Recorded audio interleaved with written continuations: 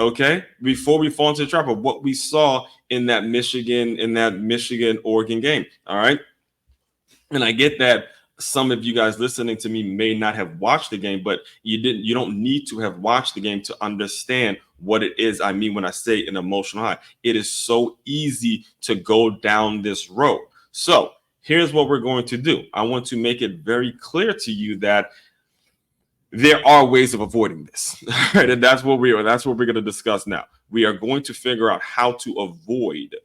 I'll put it right here so you guys see it.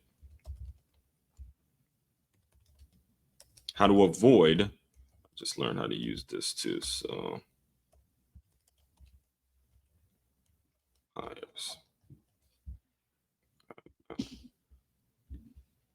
now we're going to talk about how to avoid it. Now we're going to speak on how to avoid it. And the short answer to the question though, that you see there, how to avoid emotional hires, is you have got to make sure your backups are ready.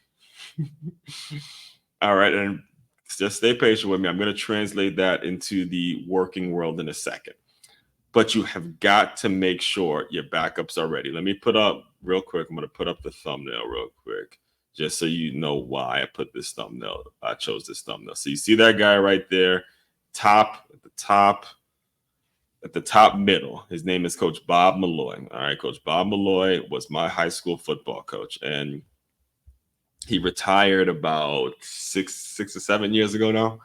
And he retired with the most wins of any high school football coach in Maryland, which is over 400. All right, that's a lot of years. That's a lot of wins. Understand, most high schools, they play about 10 games per season, a season, most of them, and then they go to the playoffs. They may get up to about 12 or 13, depending on how the playoff system works. All right, so when you're talking about a man who has over 400 wins, all right, not games, but 400 wins. That's a long time coaching, and I was blessed enough to have played for him. I was a captain on his team my senior year, so I really got an opportunity to really absorb a lot of his leadership style and absorb a lot of the things that he said. And myself, I wasn't an overly talented player. I was a good football player, but that was it. I was not talented in I wasn't like super athletic, like huge Division I, to the point where coaches were making accommodations for me to be there, and I was getting favorable treatment by coaches or anything like that. No, that wasn't me. I was good enough to be a starter and be a captain and go on and play for an FCS program, but I wasn't good enough to the point where coaches were making favorable decisions based on me playing or anything like that. So I got a chance to see him always. It's always been kind of that partnership and knowing that, hey, I wasn't going to be good enough to play at a major Power 5 conference or go on and play in the NFL. It was always like, look, I knew I was going to be getting into the business in some kind of way while I was playing. And the reason I wanted to make sure I say that, because one of the things I remember him saying my junior year, it was my junior year and I just went from JV to varsity, right?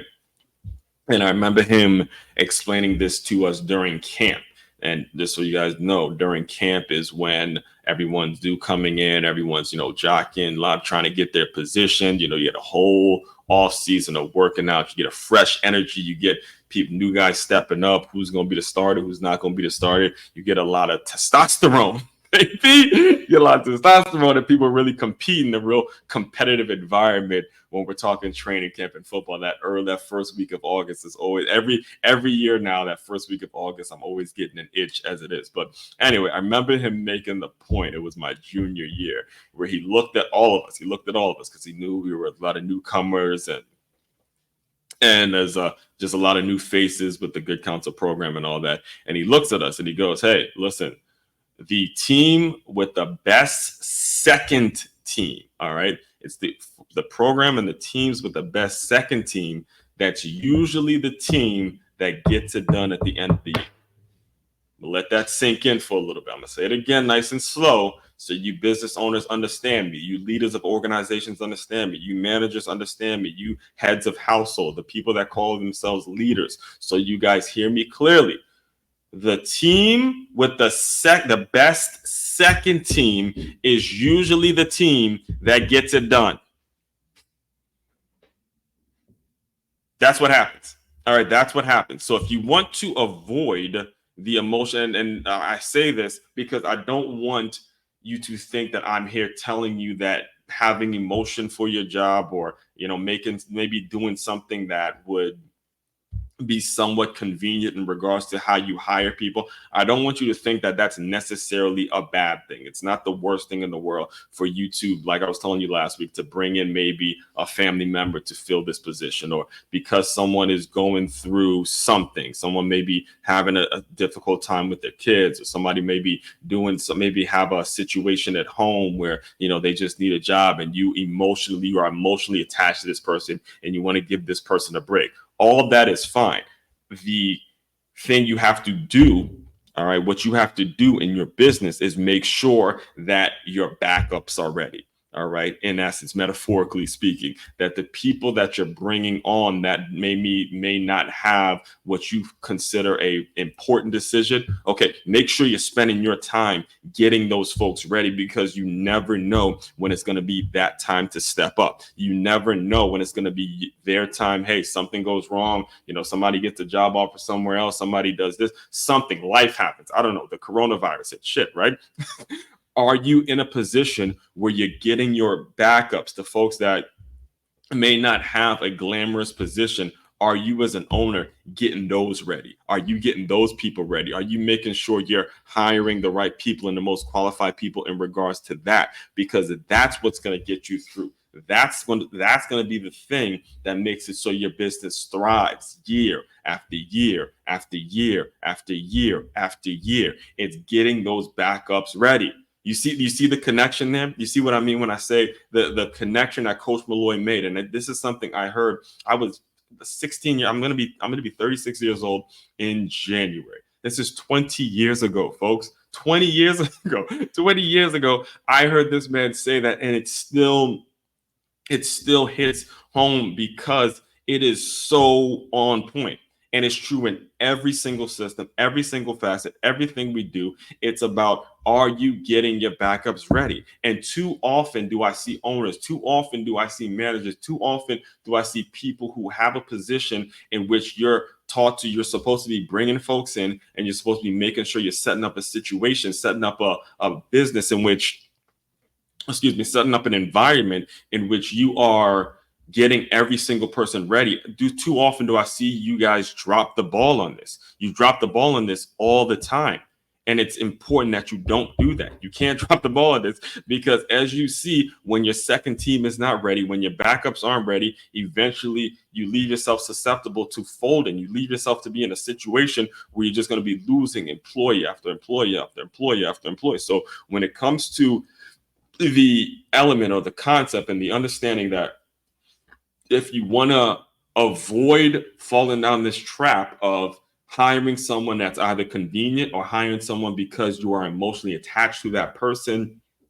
And I'm not going to sit up here and say that it's something that you're not going to do, because everyone's human. Everyone has goals. Everyone has personal relationships with other folks. Everybody has, a certain look and feel and all that. Again, it's unrealistic for me to support or suggest. It's unrealistic for me to suggest that you won't bring somebody in because you're emotionally attached to them, or because they're convenient. It's part of life. It happens, and that's just the way it works. For you to avoid it causing such a problem for you, make sure you're aligned. Make sure you're aligned by getting the people who are not necessarily starters, who are not necessarily the people that are ready to, show up on game day and be the starter. Make sure you're spending your time getting those folks ready. I mean, really hammer it down. Make sure you're getting those folks ready. All right.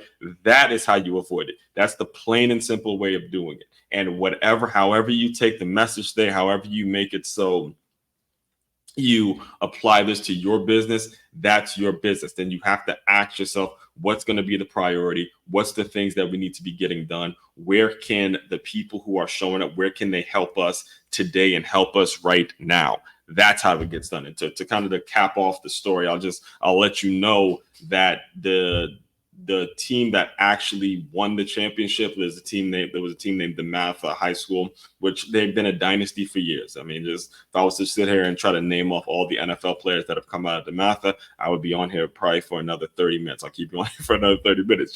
Just know it was that year. I remember it was that year that they had a running back that was all world. His name was Pat Mealy. All right. And I played linebacker, so I had to deal with him as a junior. I was only a junior, and I was kind of the new guy coming in. And he had Pat Mealy there, who everyone's they're jock riding him. He's Pat Mealy. He's all world. He actually ended up playing at Army. He played at Army, and I remember that first game. It was that first game that we played. We played him twice, one in the regular season and one in the championship. Remember that first game?